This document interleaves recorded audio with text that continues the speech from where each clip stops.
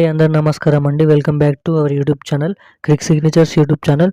So Telangana రాష్ట్రంలో కాంగ్రెస్ ప్రభుత్వం వచ్చినప్పటికీ మరియు చేయూత పింఛన్లు మరియు ఆసరా పింఛన్లకు సంబంధించిన మరియు రైతు బంధుకు సంబంధించిన కీలక అప్డేట్లు అనేది ఈ 3 శుభవార్తలు అనేది రిలీజ్ చేయడం అయితే జరిగింది. సో అవంట అనేది మనమైతే వీడియోలోకి వెళ్ళి తెలుసుకున్నాము.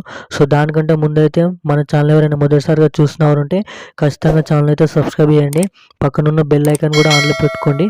సో అప్పుడే మరిన్ని లేటెస్ట్ అప్డేట్స్ అనేది మీకు నోటిఫికేషన్ రూపంలో ద్వారానైతే మీ ముందుకు వీడియో రూపం ద్వారా అయితే రావడానికి అయితే ముందుగానైతే ఉంటుంది. సో ఈ మాత్రం లేట్ చేయకుండా వీడియోలోకి వెళ్ళి ప్రతి ఒక్క అప్డేట్ అనేది తెలుసుకుందాం. సో తెలంగాణ రాష్ట్రంలో మనకైతే రైతు బంధుకు సంబంధించిన ఆసరా పింఛన్కి సంబంధించిన డబ్బులు అనేవి ఖాతాలో అయితే పడడం అయితే జరుగుతుంది. సో అది ఎప్పటి నుంచి అయితే వీడియోలో అయితే తెలుసుకున్నాం.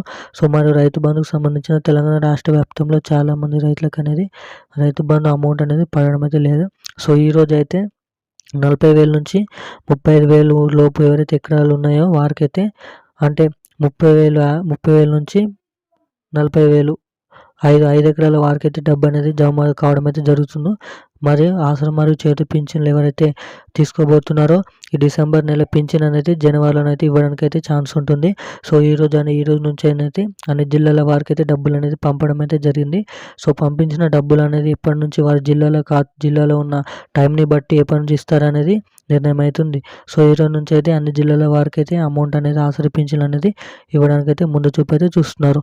మరియు పాత పింఛన్లు ఇవ్వడానికైతే ముందునైతే చూస్తున్నారు.